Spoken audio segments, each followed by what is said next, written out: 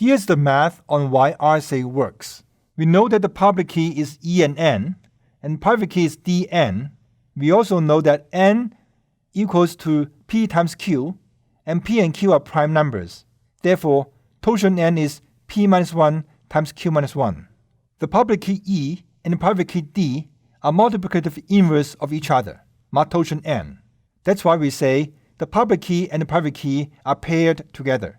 And therefore, when we compute x raised to the power of E times D, will be the same as x raised to the power of E times D mod torsion N, which happens to be 1. That is, when we compute x raised to the power of E times D, is the same as x mod N. So that is just a quick recap of the properties of the RSA public and private keys. Now to encrypt a message M, we raise M to the power of E mod N. To decrypt, we take the ciphertext, raise it to the power of D mod N. This is the same as raising M to the power of E times D mod N, which is the same as M mod N according to this property.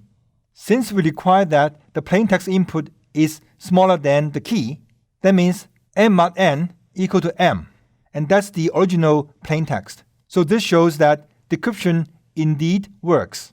As an exercise, you can similarly verify that digital signature under RSA also works. Here's an example of RSA. The keys are generated as follows. We select two prime numbers, P equal to 17, Q equal to 11. So N is P times Q, which is 187. And the torsion N is P minus 1 times Q minus 1, because P and Q are prime numbers. So in this case, torsion 187 is 16 times 10, which is 160. For public key, we select a number that's relatively prime to torsion N.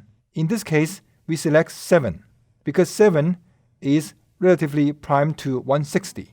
The private key D is the multiplicative inverse of E mod torsion N. So the multiplicative inverse of 7 mod 160 is 23. Therefore, the private key is 23.